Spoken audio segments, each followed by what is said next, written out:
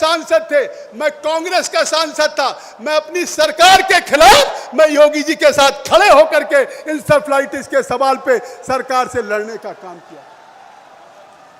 और इस बात को, और आज जब मुख्यमंत्री मोदी जी ने आज योगी आदित्यनाथ जी को मुख्यमंत्री बनाया, आप पूर्वांचल में देखते हैं कि जिस तरीके से आपने प्राथमिकता के आधार पे इंसेफ्लाइटिस को आपने एक लक्ष्य बनाया, पूरी दुनिया, WHO, विश्व स्वास्थ्य संगठन सब आश्चर्यचकित है कि आज ये पूर्वांचल के 20-22 जिले जो उस जापानी इंसेफ्लाइटिस के आगोश में थे, आज वहां मौत 0 हो गई और पूरा JE और AES आज संपूर्ण नियंत्रण में आ गया है। ये है उपलब्धि योगी आदित्यनाथ जी के सरकार की। आज ये पूर्वांचल में अब कोई समस्या नहीं है। आज कल्पना करिए महाराज जी, अच्छा छुट्टी। चलिए मैं एक बात और कह दूं, जो काम आपने वो भी क्रांतिकारी किया है कि नौकरी के नाम पे बस्ती का बंबई जाता था, दिल्ली, सूरत जाता था, सिद्धार्थनगर हो, देवरिया हो, गोरखपुर हो, संत कबीर नगर, किसी को कोई जॉब नहीं थी, कोई नौकरी नहीं थी। बंबई की सड़कों पे, कुर्ला में, बांद्रा में, भिवंडी में काम करते थे। आज मुख्यमंत्री जी बने, पिछली सरकारों में इन्वेस्टर समिट होता था, कागजों पे होता था, आज धरती पे हुआ 42 लाख करोड़। और अब प्रदेश से जिले जिले में 1 डिस्ट्रिक्ट 1 प्रोडक्ट। हमारे सिद्धार्थनगर का काला नमक चावल अब केवल सिद्धार्थनगर के किचन की उस खुशबू नहीं है, आज यूरोप, अमेरिका, इंग्लैंड में भी काला नमक जो गौतम बुद्ध का प्रसाद है, आज वो पूरी दुनिया में बिक रहा है, अमेजन पे, फ्लिपकार्ट। और उद्योगों का जाल बिछ रहा है। हर डिस्ट्रिक्ट में आपने 1 डिस्ट्रिक्ट 1 प्रोडक्ट के इंडस्ट्रियल स्टेट रोजगार देने का काम किया है। और मैं कहना चाहता हूँ, पूर्वांचल की सड़कें हो, पूर्वांचल का विकास हो, और जिस तरीके से लगातार कोई मुख्यमंत्री जिलों में नहीं आता था, आज आप गिनती करके बताइए, जब से माननीय मुख्यमंत्री जी होंगे, कम से कम बस्ती में भी, कम से कम बस्ती में 20 बार आए हैं। शायद 20 साल में कोई मुख्यमंत्री नहीं आता था। आज वो योगी आदित्यनाथ जी, उनको बस्ती के विकास की चिंता है, सिद्धार्थनगर के विकास की चिंता है, संत कबीर नगर की है। तो मैं चाहता हूं कि हमारे तीनों क्षेत्र की जनता है, एक बार हाथ उठा के मुख्यमंत्री जी को विश्वास दिला दीजिए कि तीनों जनपद से जो 400 कमल देश से खिलने जा रहा है, उसमें हरीश द्विवेदी, प्रवीण निषाद, जगदम्बिका पाल भी अपने अपने क्षेत्र का आपके द्वारा खिलाया हुआ कमल मोदी जी के गले में डालेंगे। मोदी जी के गले में हाथ उठा के कहिए, एक बार खड़े हो जाइए, एक बार आप सब लोग खड़े हो जाइए, खड़े होकर तालियां बजाइए, जिससे खड़े हो जाइए, खड़े हो जाए, जोरदार तालियों से मुख्यमंत्री का स्वागत। भारत माता की। इस ऊर्जावान संबोधन के लिए आपका बहुत बहुत धन्यवाद माननीय सांसद जी। और अब मैं अपने बस्ती के बहुत ही लोकप्रिय सांसद आदरणीय हरीश द्विवेदी जी को आमंत्रित करती हूँ कि वह आए और मंच पर हम सभी लोगों को आगे क्या करना है इस बारे में दिशा निर्देश करें। माननीय सांसद जी। बोले भारत माता की, भारत माता की। नरेंद्र मोदी योगी आदित्यनाथ जी, नरेंद्र मोदी योगी आदित्यनाथ जी।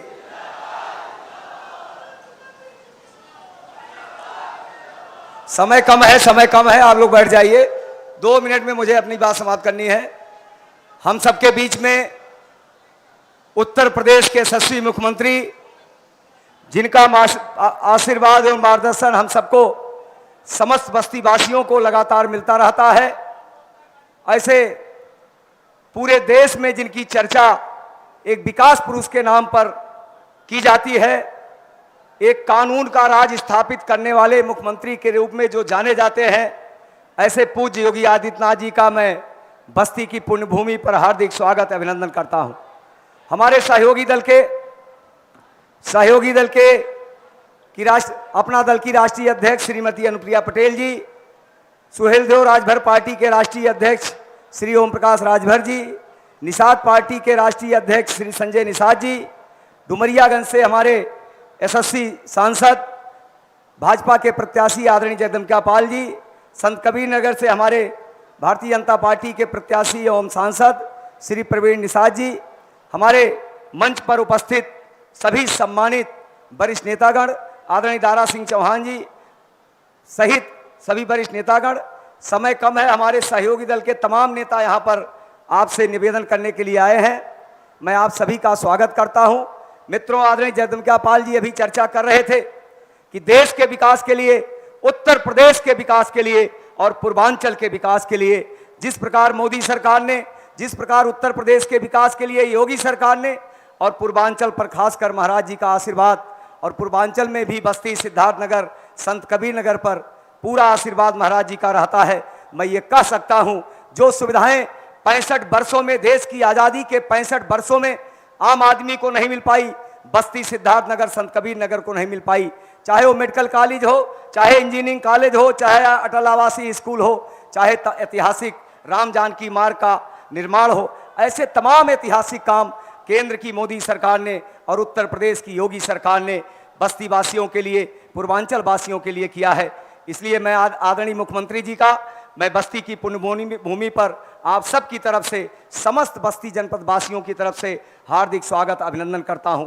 मित्रों, आपसे निवेदन है, आपने 2014 में कमल के फूल वाला बटन दबाया, आपका आवास बन गया, आपको शौचालय मिल गया, आपके घर में बिजली पहुंच गई, आपको 5 लाख रुपए तक का दवा की व्यवस्था हो गई, आपको उज्ज्वला योजना के अंतर्गत गैस का कनेक्शन मिल गया, आपको किसान सम्मान निधि के अंतर्गत 2-2 हज़ार रुपया मिल गया।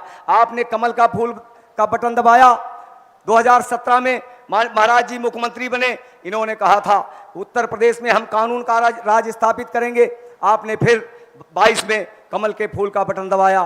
किसानों की कितनी बड़ी मांग थी कि किसान का बिजली का बिल माफ कर दिया जाए, महाराज जी ने सिंचाई का, किसानों के सिंचाई का बिजली का बिल माफ ही नहीं कर दिया, फ्री कर दिया। आज किसान खुशहाल है। आज हमारी गरीब लड़कियों की शादी, बस्ती जिले में 25,000 गरीब लड़कियों की शादी 7 सालों में उत्तर प्रदेश की योगी सरकार ने कराई है। अनगिनत ऐसे काम हुए हैं। इसलिए हमारे प्रधानमंत्री जी का जो संकल्प है कि अब की बार 400 पार और फिर एक बार मोदी सरकार, उस संकल्प को पूरा करने के लिए आप सब फिर एक बार मोदी जी को आशीर्वाद दीजिए, योगी जी को आशीर्वाद दीजिए, भारतीय जनता पार्टी को आशीर्वाद दीजिए, मुझे आशीर्वाद दीजिए, जिससे देश का भी विकास हो, प्रदेश का भी विकास हो और अपनी बस्ती का भी विकास हो। आदरणीय पाल साहब को आशीर्वाद दीजिए, आदरणीय प्रवीण निषाद जी को आशीर्वाद दीजिए, जिससे जो संकल्प प्रधानमंत्री जी का है कि अब की बार 400 पार, जिससे ये देश विकसित भारत बन सके, जिससे ये देश दुनिया का सिरमौर बन सके, जिससे ये देश आने वाले समय में आर्थिक महाशक्ति के रूप में जाना जाए। इस अवसर पर मैं पुनः मंच पर आए हुए सभी अतिथियों का स्वागत, अभिनंदन करते हुए अपनी बात समाप्त करता हूं। धन्यवाद, नमस्कार। बहुत धन्यवाद सांसद जी। अब मैं माननीय मंत्री दारा सिंह चौहान जी से निवेदन करती हूँ कि संक्षेप में अपनी बात को रखें। माननीय मंत्री जी।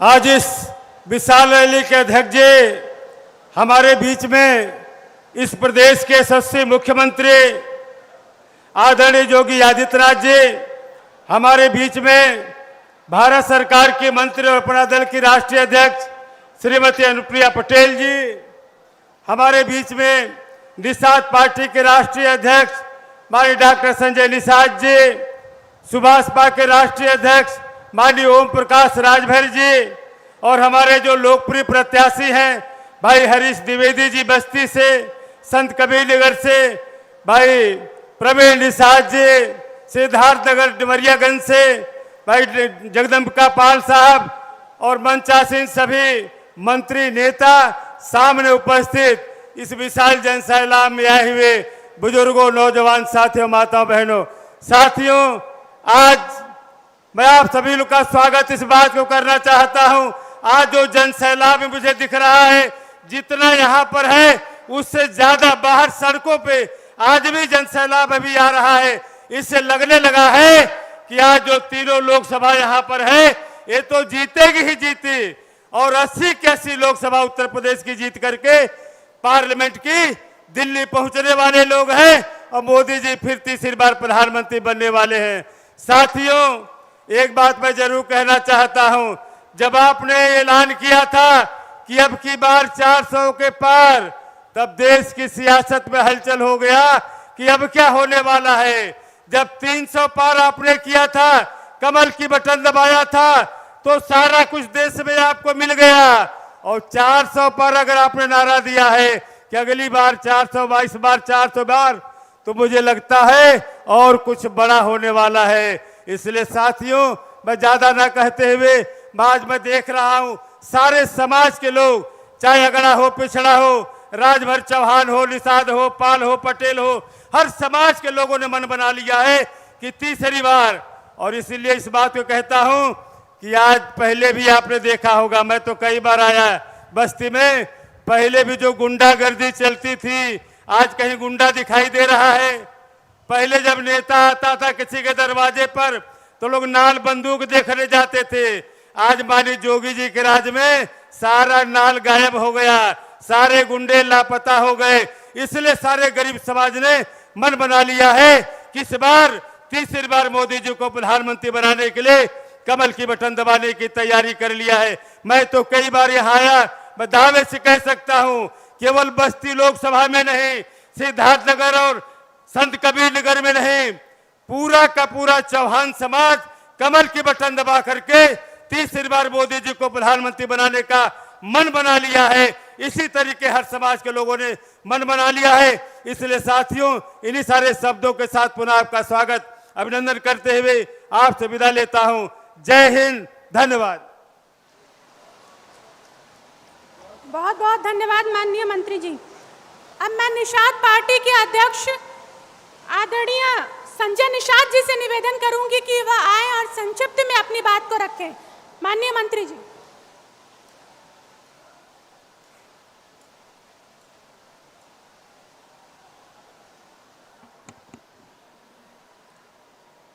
आज के इस चुनावी जनसभा में उपस्थित माताएं, बहनें, नौजवान साथी, पिता, बुजुर्ग, हमारे आज के कार्यक्रम के मुख्य अतिथि यशस्वी प्रधानमंत्री अभी जल्दी पहुंचने वाले हैं, हम लोगों के अभिभावक, उत्तर प्रदेश के यशस्वी मुख्यमंत्री माननीय योगी आदित्यनाथ जी, मंच पर बैठे हमारे सारे मंत्री एवं विधायक और सहयोगीगण, सभी लोगों को मैं हार्दिक स्वागत अभिनंदन करता हूं। इस रैली नहीं, रैला कहा जाएगा। आज जनता का समर्थन मोदी और योगी के नाम पर पूरे देश में उमड़ता हुआ जन सैलाब है। आज के दिन में विरोधियों का कहीं दूर दूर तक नाम नहीं है। हम लोग ज़मीन पर काम कर रहे हैं। ज़मीन पर जातियों के नाम से, वर्ग के नाम से, धर्म के नाम पर जो बांटने वाली पार्टियां थी, आज वो बेसहाय दिख रही हैं। काम इतना ही करना है कि तीनों लोकसभा का संत कबीर नगर के जो है, सिद्धार्थनगर, डुमरियागंज और बस्ती के तीनों सांसद हमारे हरीश द्विवेदी जी को, हमारे जगदम्बिका पाल को, इंजीनियर प्रवीण निषाद को भारी मतों से जिताने की हम लोग अपील करने आए हैं। इतने बताने आए हैं कि मछुआ समुदाय के पूरे देश के लोगों का नेतृत्व करने का हमें अवसर मिला है। हम अपनी बात को, आपके समाज की बात को प्रधानमंत्री, गृह मंत्री नड्डा साहब और माननीय मुख्यमंत्री तक पहुंचाने के लिए प्रयासरत रहा और प्रयास करके आपके दुनिया आप पता करिएगा। कांग्रेसियों से, सपाइयों से, बसपाइयों से ज़रूर पूछिएगा कि 70 साल में उन्होंने कोई काम किया हो मछुआरों के लिए, तो कोई जवाब नहीं मिलेगा आपको। आप उनसे पूछिएगा। आपको बताना चाहूँगा कि केवल 67 साल में कांग्रेस ने 3,000 करोड़ रुपये देश के मछुआरों को दिया था। माननीय मोदी जी ने, भारतीय जनता पार्टी ने 6.5 साल में 41,500 करोड़ रुपया पूरे देश के लोगों को देकर इनके रोजी रोटी की व्यवस्था किया है।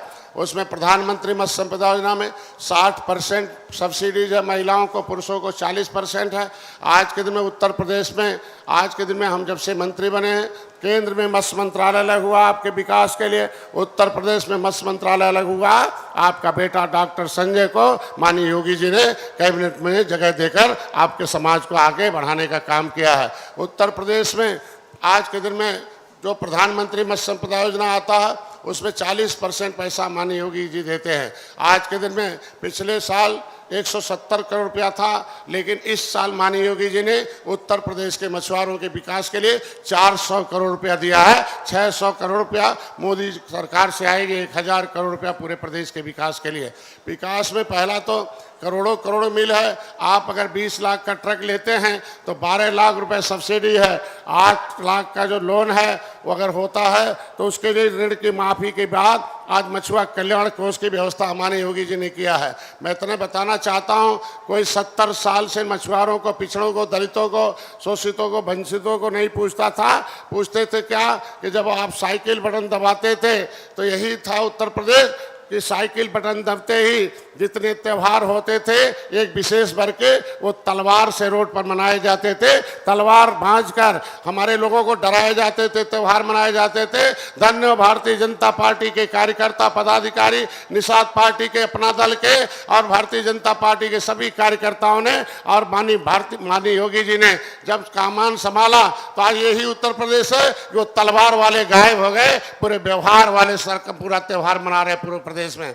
मैं ज़्यादा नहीं कुछ कहूँगा, इतने कहूँगा उपलब्धियों के लिए कि आप जरूर सवाल पूछिएगा समाजवादी पार्टी से कि के लोग जाएंगे, बसपा और कांग्रेस के लोग जाएंगे कि उन्होंने मछुआरों के लिए कोई कानून बनाया हो, पिछड़ों के लिए कोई कानून बनाया हो, दलितों के लिए कोई कानून बनाया हो तो दिखाने का काम करें। आज कानून बनाकर आपकी सुरक्षा है।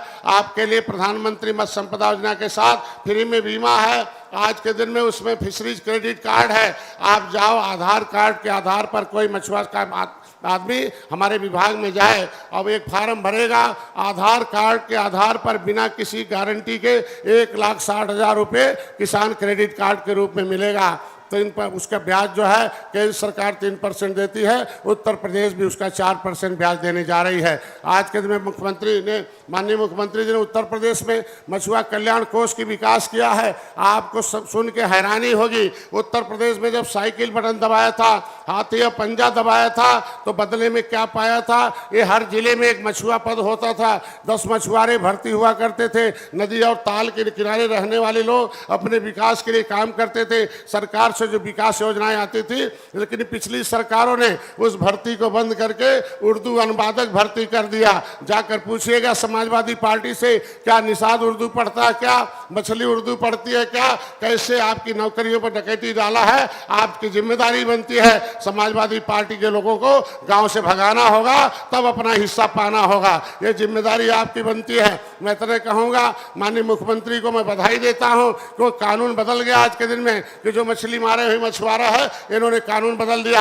आज के दिन में ये योजनाएं हैं, मुख्यमंत्री संपदा योजना से, निषाद राज बोट योजना से। मैं इतने अंतिम बात कह के अपनी बात करूंगा, मछुआ कल्याण कोष की स्थापना हो गया। भगवान राम ने निषाद राज को गले लगाया था। इस युग में डॉक्टर संजय निषाद मछुआ समुदाय के निषाद राज के वंशज को योगी मोदी ने गले लगाया है। मैं बधाई देता हूँ। निषाद राज का किला बना, 56 फुट की मूर्ति लगी है, वो जंगल से मंगल है, पर्यटक स्थल घोषित है। माननीय योगी जी ने हजारों करोड़ रुपया देकर जिस तरीके से राम मंदिर बन रहा है, निषाद राज का किला भी बना रहे हैं। मैं धन्यवाद देता हूं। भगवान राम के साथ उनकी मूर्ति आके भगवान राम का मंदिर बना। ये राम भक्तों पर गोली चलाया था, आज ये भारतीय जनता पार्टी है। भगवान राम के साथ निषाद राज की भी मूर्ति लग रही है। आज के दिन में हर अतिथि भवन भगवान निषाद राज के नाम से है, पाकशाला माता सेवरी के नाम से। मैं बधाई देता हूं। समय कम है, एक ही बार बोलूं, भारत माता की,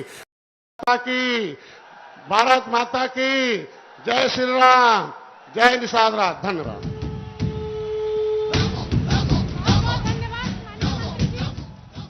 अब मैं उत्तर प्रदेश सरकार में मंत्री आदरणीय ओम प्रकाश राजभर जी को आमंत्रित करती हूं कि वो आए और हम सभी का मार्गदर्शन करें। आदरणीय मंत्री जी।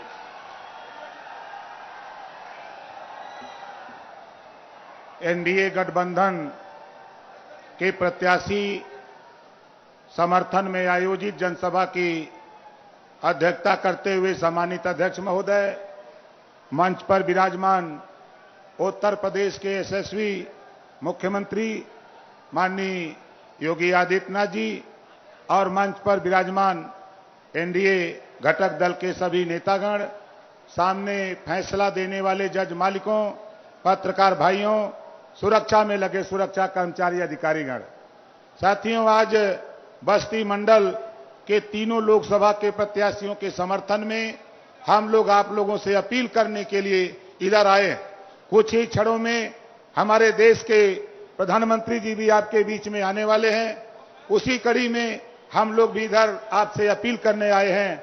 और भारतीय समाज पार्टी के लोगों, आपसे कहना चाहूंगा, एक एक वोट आप तीनों प्रत्याशियों को कमल के निशान पर, प्रत्याशी आपके घर पहुंचे न पहुंचे, सूचना जाए चाहे न जाए, लेकिन आपको कमल के निशान वाली बटन दबाकर भाई हमारे तीनों प्रत्याशी बस्ती लोकसभा, संत कबीर नगर लोकसभा और डुमरियागंज लोकसभा के प्रत्याशी को भारी से भारी मतों से विजयी बनाने की अपील करते हुए अपनी बाणी कहीं देता हूं विराम। जोर से बोलिए जय श्री राम, जय श्री राम, जय श्री राम, जय सुहेल देव, जय सुहेल देव। बहुत बहुत धन्यवाद माननीय मंत्री जी। अब मैं भारत सरकार में मंत्री और अपना दल की बहुत ही लोकप्रिय नेता अनुप्रिया पटेल जी से निवेदन करना चाहती हूं कि वो आए और मंच पर हम सभी का मार्गदर्शन करें।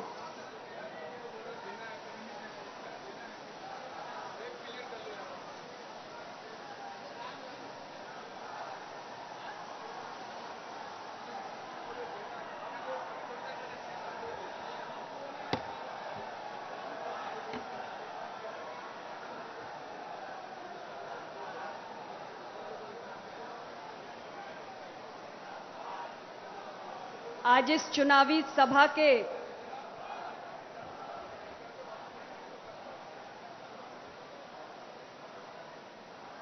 मैं आप सभी का ये उत्साह देखकर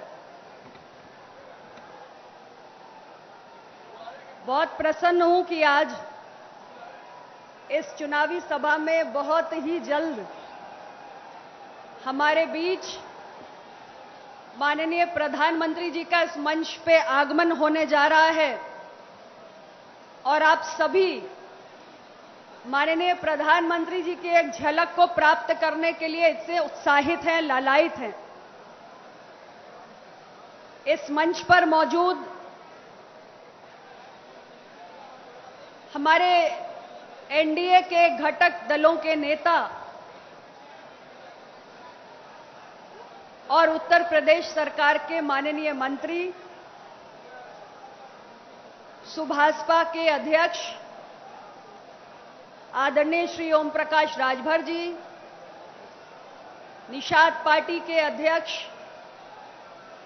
आदरणीय श्री संजय निषाद जी और इस मंच पर मौजूद हमारे उत्तर प्रदेश सरकार के माननीय मंत्रीगण श्री राकेश सचान जी, श्री दारा सिंह चौहान जी, माननीय सांसद श्री बाबूराम निषाद जी, हमारे एनडीए के तीनों प्रत्याशी, डुमरियागंज से आदरणीय श्री जगदम्बिका पाल जी, बस्ती से मेरे भाई हरीश द्विवेदी जी और संत कबीर नगर से मेरे भाई श्री प्रवीण निषाद जी, मंच पर मौजूद भारतीय जनता पार्टी के हमारे सभी वरिष्ठ पदाधिकारी और आज के इस कार्यक्रम में मौजूद अपना दल, सुभाषपा और निषाद पार्टी के सभी सम्माननीय पदाधिकारी और कार्यकर्ता साथियों, मैं अभी कुछ ही दिन पहले ये तीनों लोकसभाएं जिनका मैंने जिक्र किया, संत कबीर नगर, डुमरियागंज और बस्ती, मैं कुछ ही दिन पहले इन तीनों लोकसभा क्षेत्रों में अपने तीनों एनडीए के प्रत्याशी गणों का प्रचार करके यहां से गई हूं और मैंने जो जबरदस्त उत्साह मेरे भाई प्रवीण निषाद जी की नामांकन सभा में देखा, मेरे भाई हरीश द्विवेदी जी की चुनावी सभा में देखा, आदरणीय जगदम्बिका पाल जी की चुनावी सभा में देखा, उस उत्साह को देखकर मुझे पूरा भरोसा हो गया हेलो हेलो हेलो कि इस बार फिर हमारे ये तीनों एनडीए गठबंधन के प्रत्याशी रिकॉर्ड मतों से जीतकर देश की संसद में पहुंचने जा रहे हैं। लेकिन इनके मन में शायद थोड़ा बहुत संदेह बाकी रह गया था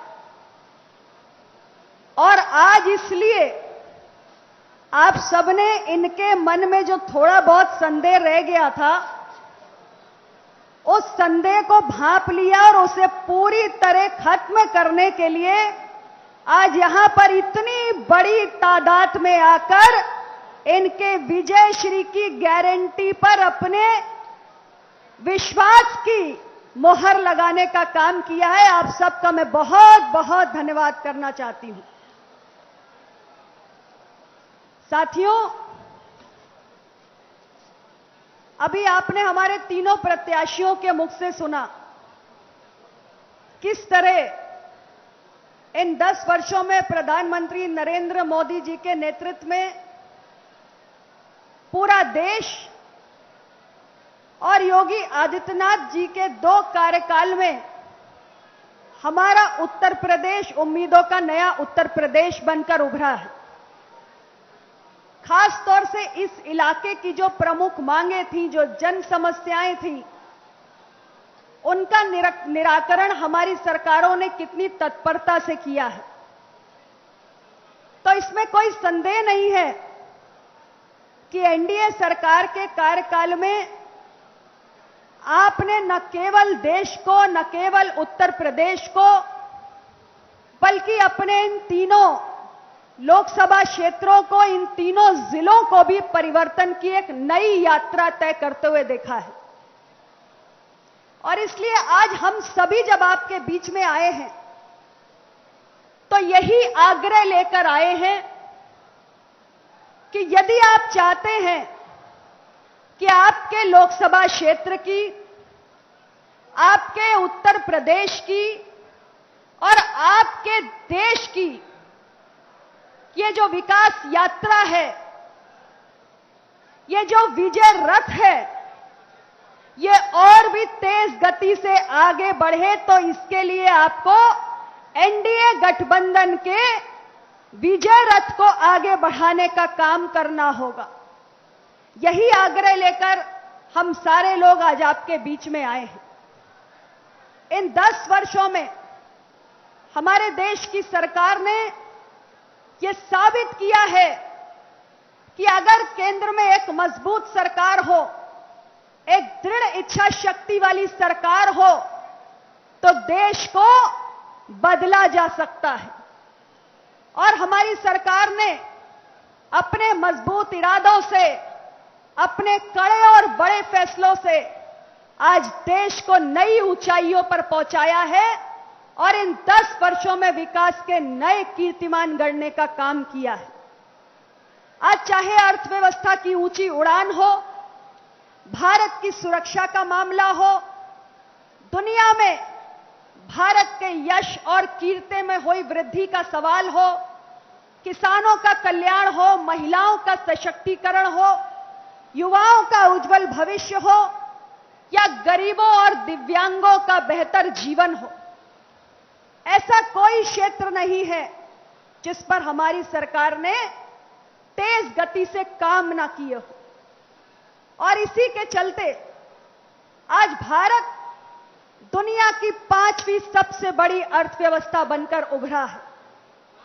साथियों, हमारे देश की अर्थव्यवस्था आज दुनिया की सबसे तेज गति से आगे बढ़ने वाली अर्थव्यवस्था है। जैसे जैसे सरकार का खजाना और मजबूत हो रहा है, वैसे वैसे देश तरक्की की एक नई राह पर आगे बढ़ रहा है। आज देश में बड़े पैमाने पर बुनियादी ढांचे का विस्तार हो रहा है। नए रेलवे ट्रैक्स बन रहे हैं, नए हाईवेज और एक्सप्रेसवेज बन रहे हैं और खास तौर से ये उत्तर प्रदेश है।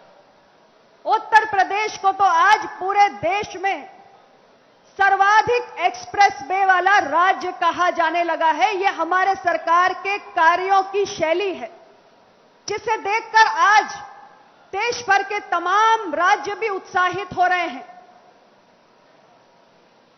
और देश के तमाम राज्य आज उत्तर प्रदेश को एक मॉडल राज्य मानकर तेज गति से तरक्की करना चाहते हैं।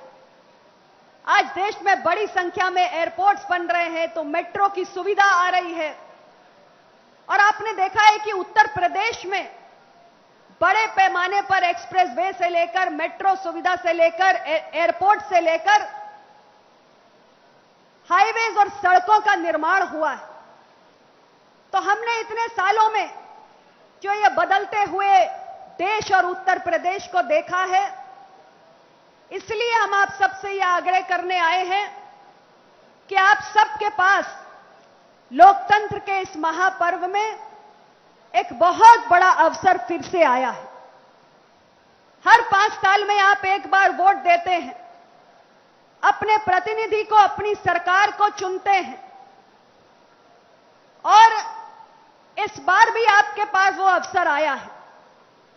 5 चरणों का चुनाव पूरा हो चुका है और मैं मीडिया के आंकड़े जिसका उल्लेख हमारे पूर्व के वक्ताओं ने किया, अगर उन आंकड़ों पर ना भी जाऊं तो भी मैं कहूंगी कि 5 चरणों में पूरे उत्तर प्रदेश में और पूरे देश में जिस तरीके से जनता का प्रेम हमारे एनडीए गठबंधन के प्रत्याशियों पर उमड़ रहा है, उससे यह साबित है कि हमारे एनडीए गठबंधन के विजय रथ को अब रोकने वाला कोई नहीं है और देश में तीसरी बार फिर मोदी जी के नेतृत्व में सरकार बनने जा रही है।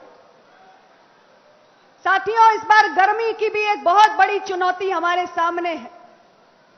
मैं आज के इस अवसर पर आप सभी से यही आग्रह करना चाहती हूं कि आने वाली 25 तारीख को आप सभी लोग इस लोकतंत्र के महापर्व में अपने मतदान के, अपने वोट के महत्व को समझते हुए गर्मी की इस चुनौती को कुछ क्षणों के लिए भुलाते हुए सुबह सवेरे अपने घरों से निकलें और अपने संसदीय क्षेत्र के, अपने जिले के उज्जवल भविष्य के लिए, अपने राज्य के उज्जवल भविष्य के लिए और देश के उज्जवल भविष्य के लिए आप ईवीएम मशीन पर कमल के निशान का बटन दबाकर हमारे तीनों प्रत्याशियों का, भाई प्रवीण निषाद जी का, श्री जगदम्बिका पाल जी का और श्री हरीश द्विवेदी जी को, इन तीनों को आप ऐतिहासिक मतों से जिताकर उत्तर देश की संसद में तीसरी बार भेजने का काम करें। आप सबका बहुत बहुत धन्यवाद। बोलिए भारत माता की। नरेंद्र मोदी जिंदाबाद, नरेंद्र मोदी जिंदाबाद, नरेंद्र मोदी जिंदाबाद, नरेंद्र मोदी जिंदाबाद, भारतीय जनता पार्टी, भारतीय जनता पार्टी, नरेंद्र मोदी जिंदाबाद, नरेंद्र मोदी जिंदाबाद, योगी आदित्यनाथ जिंदाबाद, योगी आदित्यनाथ जिंदाबाद, नरेंद्र मोदी जिंदाबाद। मित्रों, अभी कुछ ही क्षणों में अपने बीच में माननीय प्रधानमंत्री जी का मंच पे आगमन होने जा रहा है। जब माननीय प्रधानमंत्री जी आए तो आप सब अपने स्थान पे खड़ा होकर के उस समय ताली बजाते हुए माननीय प्रधानमंत्री जी का स्वागत करेंगे। एक बार बोलिए भारत माता की, भारत माता की। नरेंद्र मोदी जिंदाबाद, नरेंद्र मोदी जिंदाबाद, योगी आदित्यनाथ जिंदाबाद, अनुप्रिया पटेल जिंदाबाद, ओम प्रकाश राजभर जिंदाबाद, संजय निषाद जिंदाबाद,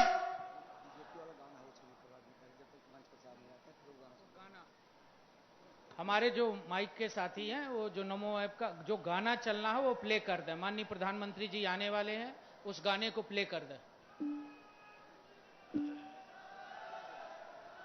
It's 12:31 p.m.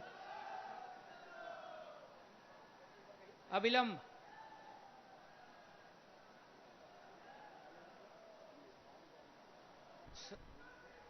साउंड सिस्टम जल्दी करिए।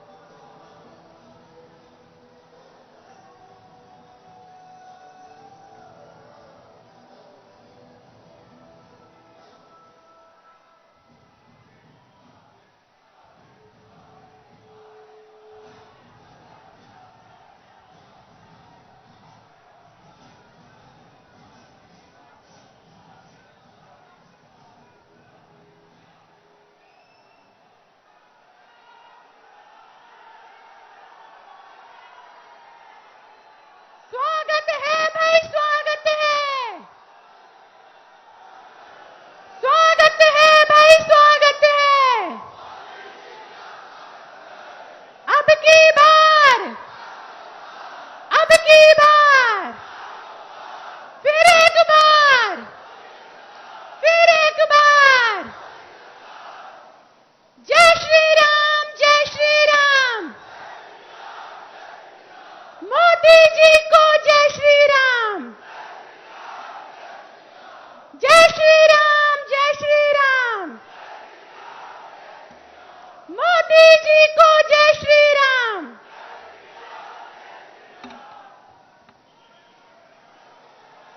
आप सभी का बहुत बहुत धन्यवाद।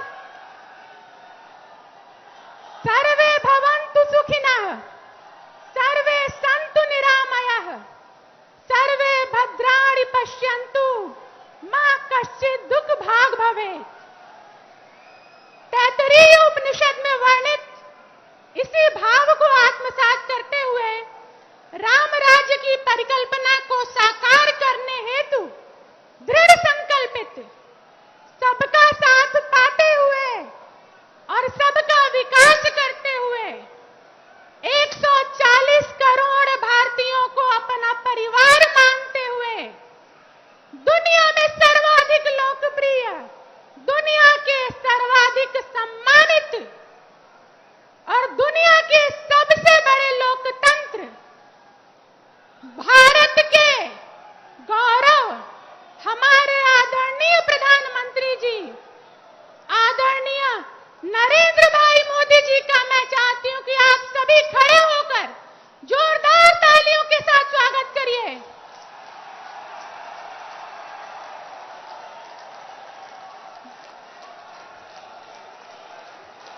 मोदी मोदी मोदी मोदी मोदी मोदी। अब मैं आग्रह करूंगी उत्तर प्रदेश के यशस्वी मुख्यमंत्री, हम सभी के अभिभावक आदरणीय योगी आदित्यनाथ जी महाराज से और हमारे तीनों प्रत्याशियों से कि आप सभी माननीय प्रधानमंत्री जी का स्वागत करें, अभिनंदन करें।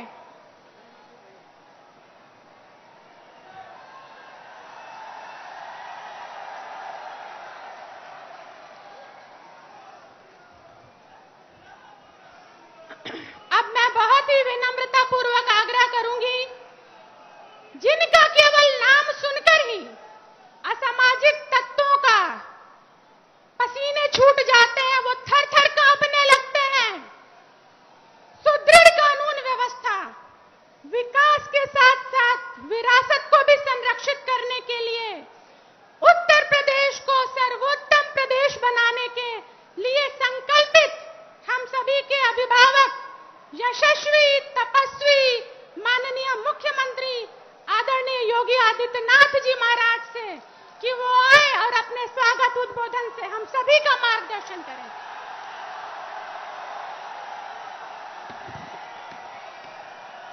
भारत माता की, भारत माता की, भारत माता की, वंदे वंदे वंदे।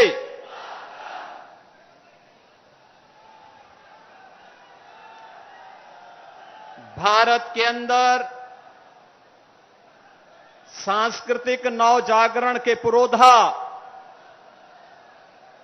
दुनिया के सबसे लोकप्रिय राजनेता, हम सबके यशस्वी प्रधानमंत्री आदरणीय श्री नरेंद्र मोदी जी का महर्षि वशिष्ठ की इस साधना भूमि में प्रभु श्री राम और चारों भ्राताओं के पुत्रेष्टि यज्ञ की इस पावन धरा में मैं आप सभी बस्ती वासियों की ओर से जनपद सिद्धार्थ नगर और जनपद संत कबीर नगर वासियों की ओर से हृदय से अभिनंदन करता हूं, स्वागत करता हूं। मंच पर उपस्थित हमारे सहयोगी दल, अपना दल की अध्यक्ष केंद्रीय मंत्री श्रीमती अनुप्रिया पटेल जी, निषाद राज पार्टी के अध्यक्ष प्रदेश सरकार में मंत्री श्री संजय निषाद जी, सुहेल देव राजभर पार्टी के अध्यक्ष और प्रदेश सरकार के मंत्री श्री ओम प्रकाश राजभर जी, बस्ती के लोकप्रिय सांसद और भारतीय जनता पार्टी के प्रत्याशी श्री हरीश द्विवेदी जी, डुमरियागंज से लोकप्रिय सांसद और भारतीय जनता पार्टी के प्रत्याशी श्री जगदम्बिका पाल जी, संत कबीर नगर से भारतीय जनता पार्टी के प्रत्याशी और माननीय सांसद श्री प्रवीण कुमार निषाद जी, मंच पर उपस्थित सभी माननीय जनप्रतिनिधिगण और भारी संख्या में अपने नेता का अभिवादन करने के लिए, स्वागत और अभिनंदन करने के लिए आचार्य रामचंद्र शुक्ल की इस पावन धरा पर उपस्थित बस्ती के मेरे सभी उपस्थित बहनों और भाइयों, मैं आप सबकी ओर से आदरणीय प्रधानमंत्री जी का एक भारत श्रेष्ठ भारत के शिल्पी आदरणीय श्री नरेंद्र मोदी जी का हृदय से स्वागत करता हूं, अभिनंदन करता हूं।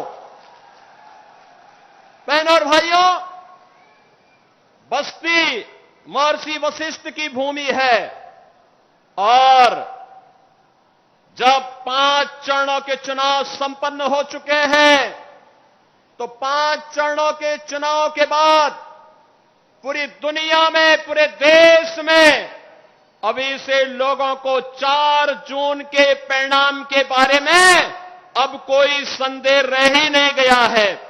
चारों ओर, उत्तर, दक्षिण, पूरब, पश्चिम, चारों ओर एक ही स्वर गूंज रहा है, एक ही नारा गूंज रहा है। चारों ओर जनमानस के मुंह से एक ही उद्घोष हो रहा है और वह उद्घोष है कि फिर एक बार, फिर एक बार, फिर एक बार, अब की बार, अब की बार 400 पार की जब बात होती है तो समाजवादी पार्टी और कांग्रेस का जो इंडी गठबंधन है, इनको चक्कर आने लगता है। चक्कर इसलिए आने लगता है कि दोनों मिलकर के भी 400 सीटों पे चुनाव नहीं लड़ रहे हैं। और बहनों और भाइयों, ये जनता जनार्दन से पूछते हैं कि भाई इस प्रकार का नारा क्यों, तो जनता की ओर से आवाज आती है कि चाहे जितना जोर लगा लो, आएंगे तो मोदी जी ही और जीतेंगे तो एक ही स्वर गूंजता है। वो पूछते हैं कैसे, तो जनता जनार्दन कहती है जो राम को लाए हैं, जो राम को लाए हैं, 500 वर्षों का इंतजार मोदी जी ने समाप्त करवा करके प्रभु राम लला को अयोध्या में विराजमान कर दिया है। और बहनों और भाइयों, भारत के विरासत का यह अद्भुत विकास और विरासत का अद्भुत संगम जो आज आपको दिखाई देता है, कोई सोचता था गोरखपुर में एम्स होगा, कोई सोचता था कि इस पूरे क्षेत्र में जहां पहले गोरखपुर में एक मेडिकल कॉलेज था, पूर्वांचल में बीएचयू और गोरखपुर में मेडिकल कॉलेज के अलावा कहीं मेडिकल कॉलेज नहीं, आज गोरखपुर में एम्स, महाराजगंज में मेडिकल कॉलेज, सिद्धार्थनगर में मेडिकल कॉलेज, बस्ती में मेडिकल कॉलेज, एक लंबी श्रृंखला हर जनपद में मेडिकल कॉलेज की स्थापना का कार्य। और 40 वर्ष से इंसेफ्लाइटिस जैसी बीमारी से यहां का मासूम दम तोड़ता था, मोदी जी ने यहां के बचपन को बचाने के लिए स्वच्छ भारत अभियान, हर घर नल योजना और मेडिकल कॉलेज जैसी स्वास्थ्य सुविधाएं देकर के जो उपकार किया है, बहनों और भाइयों, उसके प्रति कृतज्ञता ज्ञापित करने का अवसर है हमारे पास 2024 का ये लोकसभा चुनाव। बहनों और भाइयों, राम भक्तों और रामद्रोहियों के बीच में चल रहा है वर्तमान का ये संग्राम भारतीय जनता पार्टी के नेतृत्व में आत्मनिर्भर और विकसित भारत के लिए मोदी जी की लीडरशिप में हम सब आपसे ही अपील करने के लिए आए हैं। ये क्षेत्र कभी तरसता था कि एक चीनी मिल चल जाती, आज नई चीनी मिलें चल रही हैं, गन्ना मूल्य का भुगतान हो रहा है।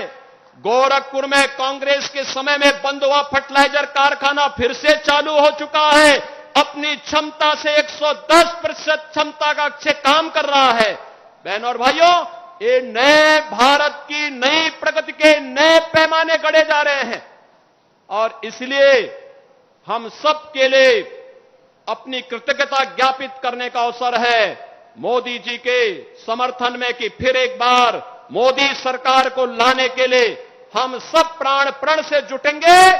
एक एक सीट को मोदी जी के श्री चरणों में समर्पित करते हुए हम उत्तर प्रदेश से 80 के 80 सीटों पर कमल खिलाने का काम करके 4 जून को उत्तर प्रदेश 80 कमल की मालाओं को मोदी जी के गले में डाल करके 400 पार के लक्ष्य को प्राप्त करने में अपना योगदान दे। इस दृष्टि से बस्ती, श्री हरीश द्विवेदी, संत कबीर नगर, श्री प्रवीण कुमार निषाद और डुमरियागंज श्री जगदम्बिका पाल, ये तीनों हमारे प्रत्याशियों को आशीर्वाद देने और आपका आशीर्वाद लेने के लिए आज आदरणीय प्रधानमंत्री जी का आगमन यहां हुआ है। इस अवसर पर मैं एक बार फिर से आदरणीय प्रधानमंत्री जी का आप सभी बस्ती कमिश्नरी वासियों की ओर से हृदय से स्वागत करता हूं, अभिनंदन करता हूं। धन्यवाद। जय श्री राम। बहुत आभार माननीय मुख्यमंत्री जी।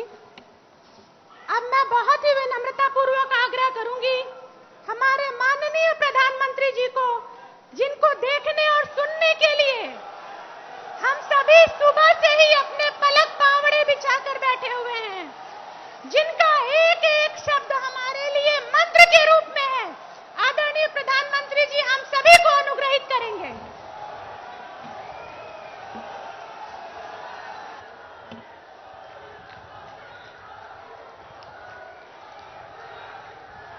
भारत माता की, भारत माता की, भारत माता की। सब भैया बहनीन का राम राम।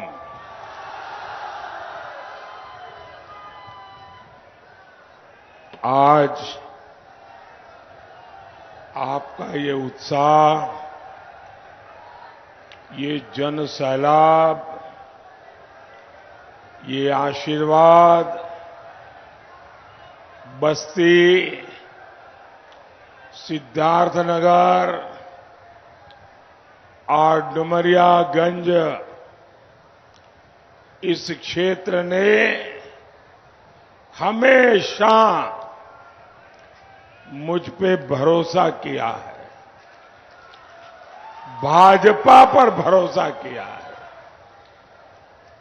हमारे काम पर भरोसा किया है, हमारी बात पे भरोसा किया है, हमारे वादों पर भरोसा किया है, हमारे इरादों पर भरोसा किया है।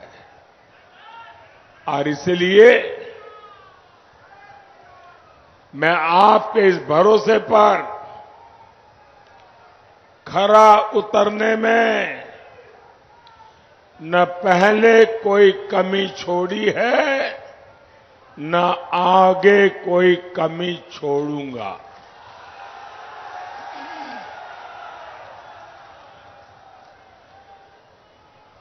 और ये मोदी की गारंटी है। ये बड़े उत्साही लोग जो बड़े बड़े बैनर बना के लाए हैं, आपके बैनर तो बहुत अच्छे हैं, लेकिन इसके कारण पीछे लोगों को तकलीफ हो रही है। अगर आप इसे नीचे रख लें तो अच्छा होगा। मैंने सब पढ़ लिया है, बहुत बढ़िया है।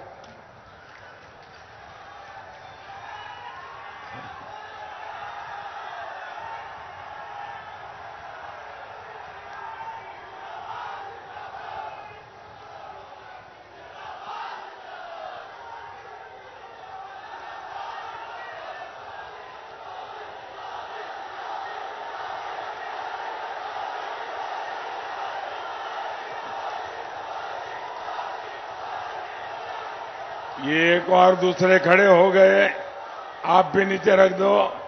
आप तो मुझे ही लेकर के आ गए हो। इसको नीचे रखिए मैडम, पीछे लोग परेशान हो रहे हैं जी। मैं पहले भी इसी मैदान में आपके बीच आ चुका हूं, लेकिन आज जो सभा में देख रहा हूं, इसके पहले मुझे ऐसा दृश्य देखने का सौभाग्य नहीं मिला था।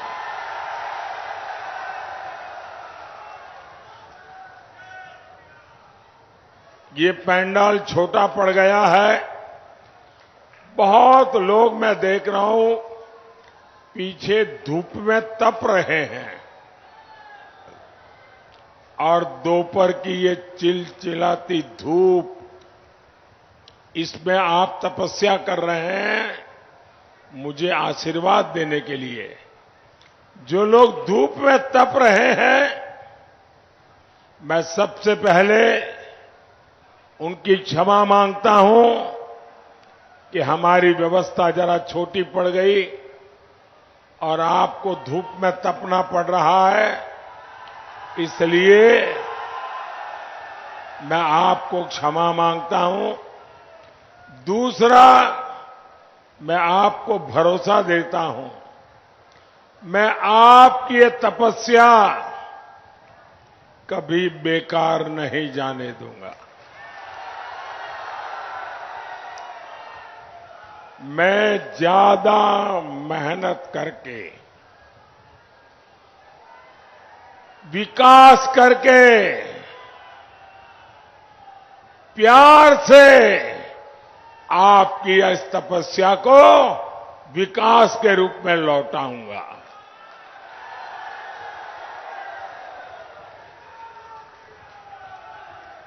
साथियों, देश में 5 चरण के चुनाव हो चुके हैं। इन 5 चरणों ने ही देश में तीसरी बार मोदी सरकार पक्की कर दी है।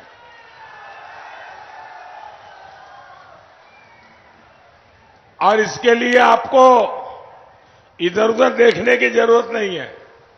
आप इंडिया अलायंस वालों के बयान देख लीजिए, हर कोई अलग अलग आंकड़ा बताता है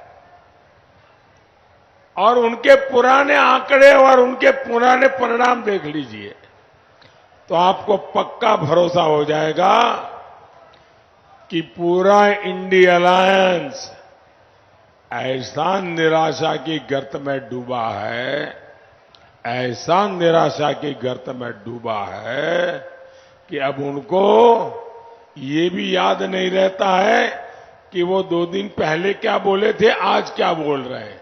ये हाल है इनका। भाइयों बहनों,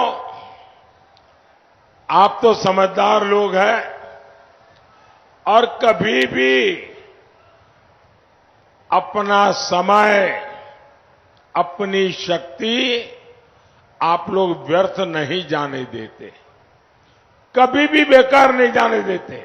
और कोई भी समझदार अपनी कोई भी अमानत बर्बाद नहीं होने देना चाहते। अब आप सोचिए, सपा को मिलने वाला एक भी वोट, कांग्रेस को पड़ने वाला एक भी वोट किसी काम का है क्या? कोई काम का है क्या? निरर्थक है कि नहीं है? निरर्थक है कि नहीं है?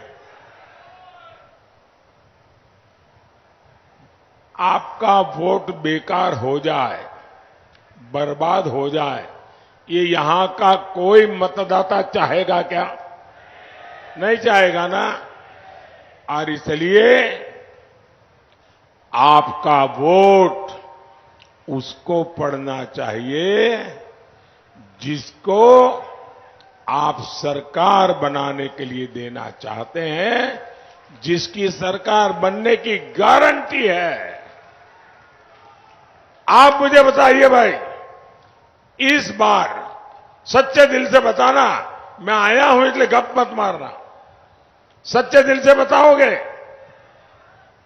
सच्चे दिल से बताओगे? हाथ ऊपर करके बोलिए, सच्चे दिल से बताओगे? मुझे बताइए, इस चुनाव के बाद किसकी सरकार बनेगी?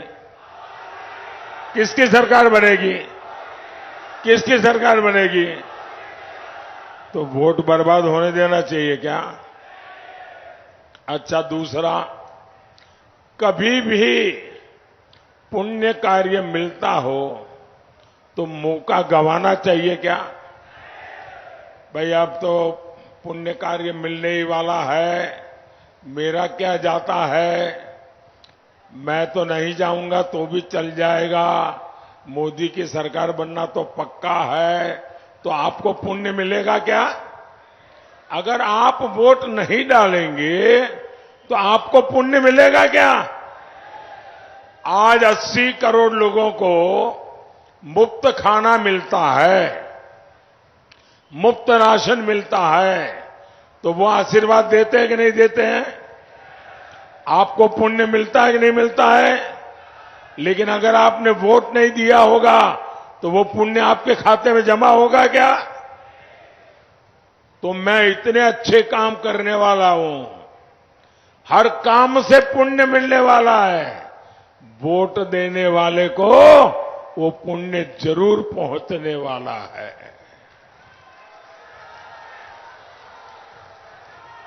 वोट दीजिए विकसित भारत के लिए, वोट दीजिए आत्मनिर्भर भारत बनाने के लिए।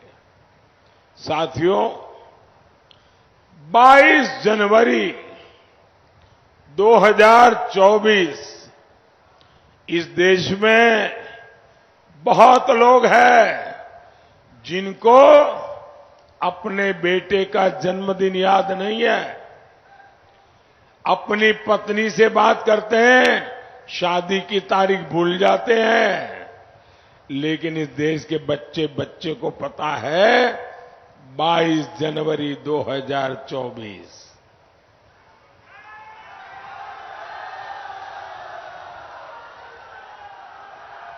मैं 22 जनवरी बोलता हूं और देश बोल पड़ता है जय श्री राम।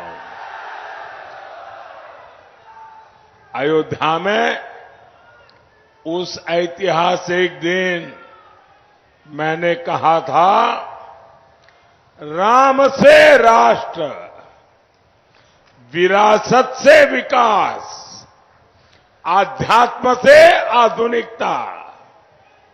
आज देश इसी मंत्र पर आगे बढ़ रहा है। हमारा भारत आज दुनिया की 5वीं सबसे बड़ी अर्थव्यवस्था बन चुका है। आज भारत का कद बढ़ा है, आज भारत का सम्मान बढ़ा है। भारत अब वैश्विक मंचों पर बोलता है तो पूरी दुनिया बड़े ध्यान से सुनती है। भारत फैसले लेता है तो दुनिया उसके साथ अपने कदम मिलाने की कोशिश करता है। और ये जो आतंक का सरपरस्त देश हमें आंखें दिखाता था, धमकियां देता था, आज उनकी हैसियत वैसी हो गई है, न घर का न घाट का, और अनाज भी उनको नसीब नहीं हो रहा। साथियों, पाकिस्तान तो पस्त पड़ गया है, लेकिन उसके हमदर्द सपा कांग्रेस वाले अब भारत को डराने में जुटे हैं। आप हैरान हो जाएंगे भाई, ये क्या बोलते हैं? ये लोग कहते हैं, हमें सुनाते हैं, उनको मालूम नहीं होता 56 इंच क्या होता है।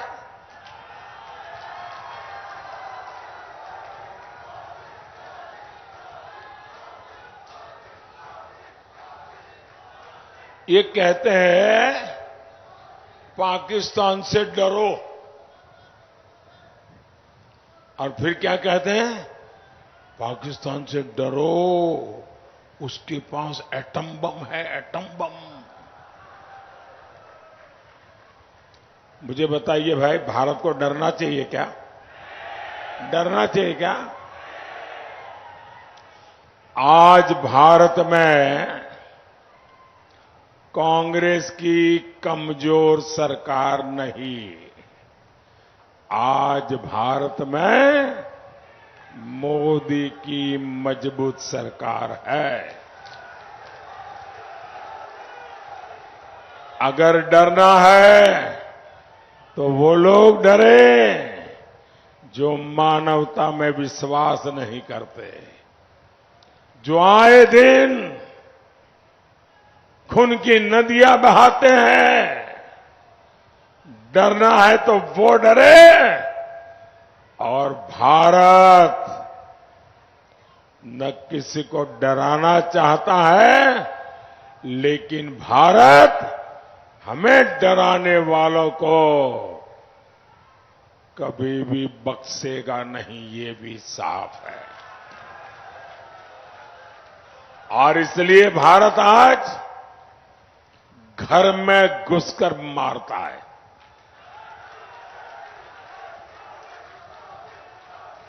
साथियों, मैं सपा कांग्रेस के दोनों शहजादों की फ्लॉप फिल्म की बार बार रिलीज से हैरान हूं। ये दोनों शहजादे अब मिलकर अफवाह उड़ा रहे हैं। ये कहते हैं यूपी की 79 सीट जीत जाएंगे। मैं पहले सुना करता था कि लोग दिन में सपने देखते हैं।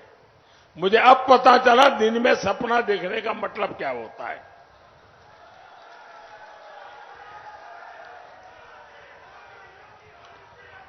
चार जून को यूपी की जनता इनको नींद से जगाने वाली है और तब ये ठिकरा ईवीएम पर फोड़ेंगे। भाई और बहनों, इंडी गठबंधन की परिवारवादी पार्टियों ने तुष्टीकरण की सारी हदें पार कर दी है। हमारा देश 500 वर्षों से राम मंदिर की प्रतीक्षा कर रहा था।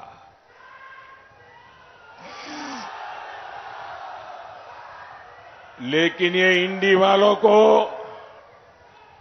राम मंदिर और राम से परेशानी है।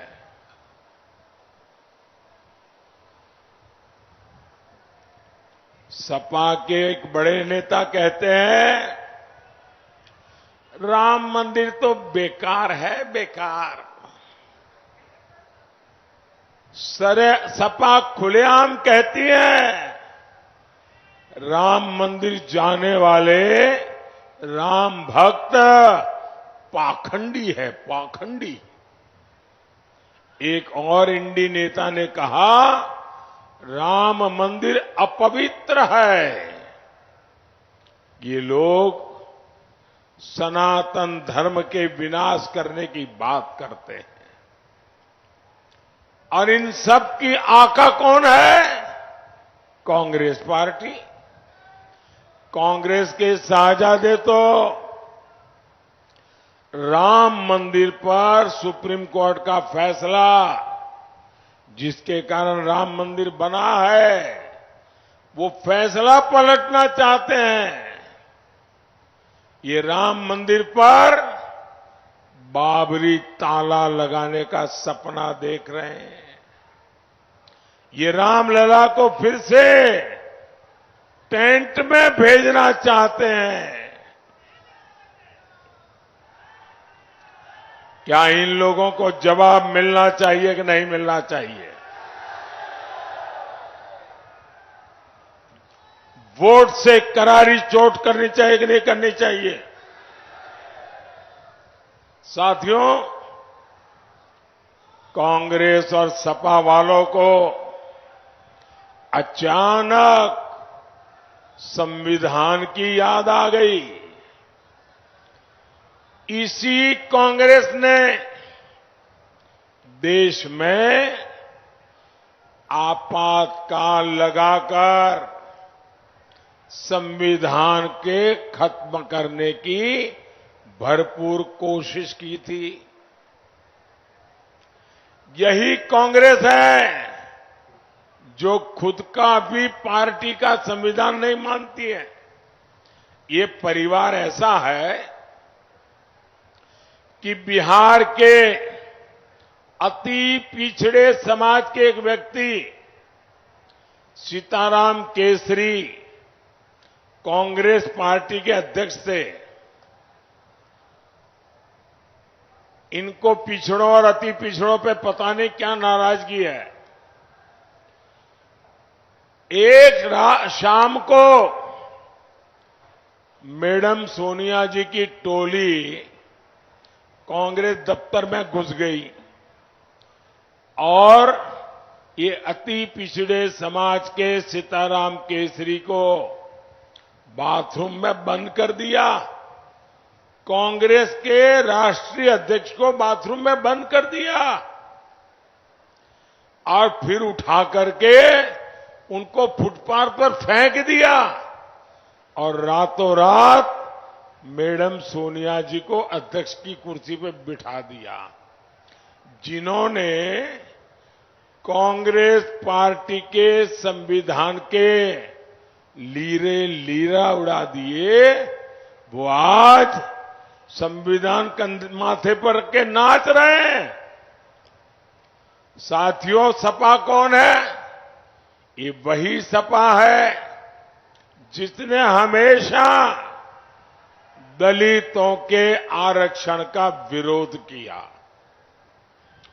अब ये लोग संविधान की भावना के खिलाफ जाकर धर्म के आधार पर आरक्षण देने की पैरवी कर रहे हैं। ये लोग दलितों, पिछड़ों का आरक्षण छीनकर वोट जिहाद करने वालों को देना चाहते हैं। जहां कांग्रेस सरकार है, वहां उन्होंने संविधान की पीठ में छुरा भोंककर कानून बना दिया है। कांग्रेस मुस्लिमों को आरक्षण देने के लिए बाबा साहब आंबेडकर का संविधान बदलना चाहती है। सपा भी इस दलित पिछड़ा विरोधी षड्यंत्र में कांग्रेस के साथ खड़ी है। इसलिए आपको सपा कांग्रेस को यूपी में पक्का सबक सिखाना है। साथियों, भाजपा सरकार विकास भी, विरासत भी इस मंत्र को लेकर के चल रही है। एक क्षेत्र तो वैसे ही अयोध्या के इतने करीब है, सरकार जो राम सर्किट विकसित कर रही है, ये क्षेत्र उसका एक बड़ा तीर्थ है।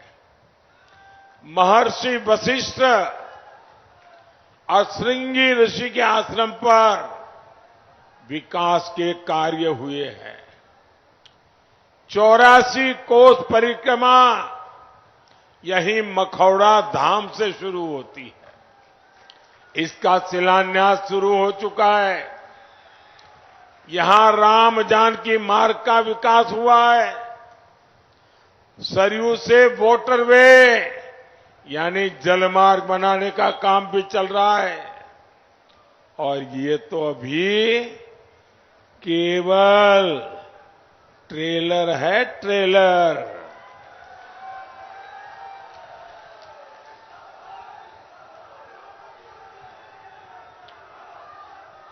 अभी तो ये ट्रेलर है, बहुत बड़े बड़े काम आगे करने हैं।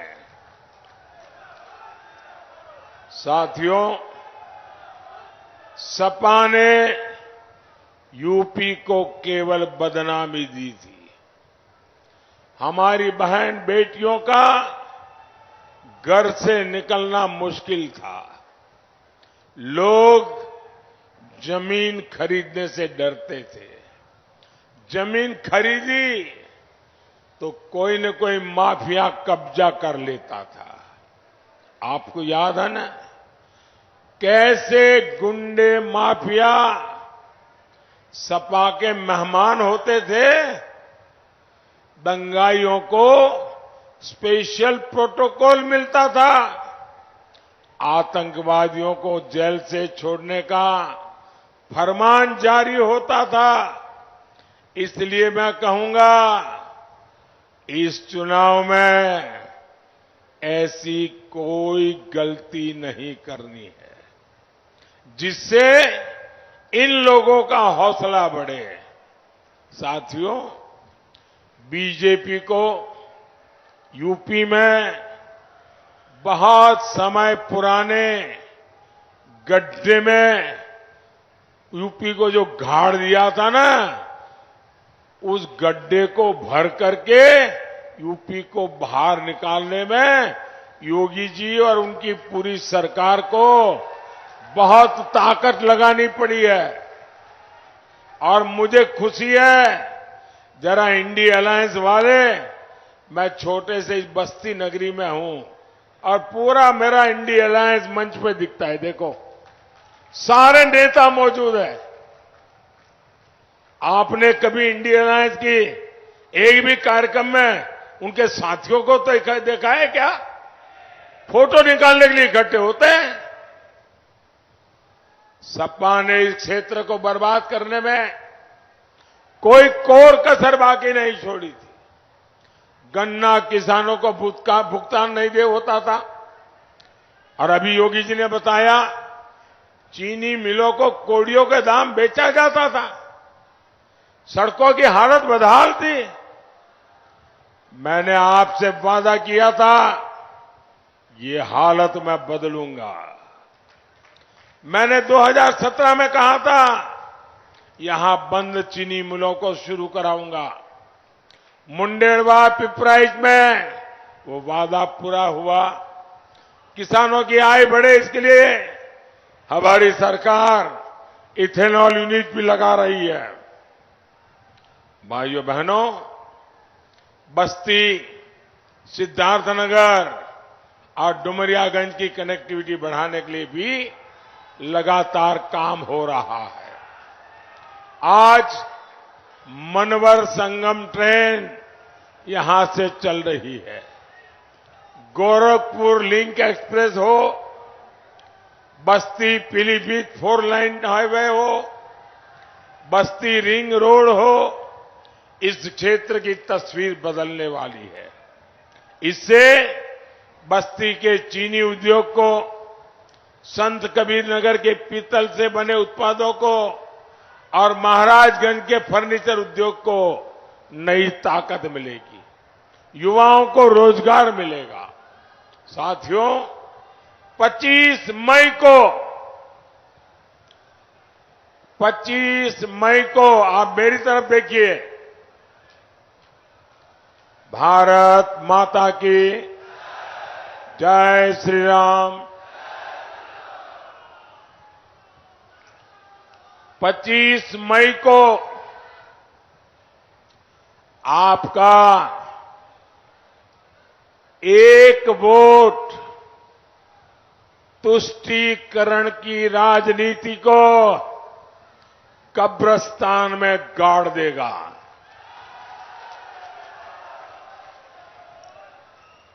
आपका एक वोट देश का भविष्य सुनिश्चित करेगा। 80 करोड़ लोगों को मुफ्त राशन मिलता रहे, गरीबों को 5 लाख रुपए तक का मुफ्त इलाज मिलता रहे, 3 करोड़ गरीबों को उनके लिए नए पीएम आवास मिलेंगे। और मेरा एक काम करेंगे आप लोग, जरा हाथ ऊपर करके बताए तो बोलूं। मेरा एक काम करेंगे, ऐसे ढीला ढीली बात करने वालों को मैं काम नहीं बताता हूं। जो मजबूती से बोले उन्हीं को काम बताता हूं जी। हाथ ऊपर करके बताइए, मेरा काम करेंगे? पक्का करेंगे? देखिए काम कैसा है। अभी आप लोगों को मिलने के लिए जाते होंगे, अलग अलग बस्तियों में जाते होंगे, सोसाइटियों में, चाल में, मोहल्ले में, गांव में, अलग अलग जगह पे जाते होंगे। कहीं पर भी आपको कोई परिवार झुग्गी झोपड़ी में जिंदगी गुजारता नजर आए, कहीं भी आपको कोई परिवार कच्चे मिट्टी के टूटे फूटे मकान में नजर आए, तो उसको जाके कह देना, उसका एक तो नाम पता लिख करके मुझे भेज देना और उसको कह देना 4 जून को मोदी सरकार बनने के बाद उसको भी पक्का घर मिल जाएगा।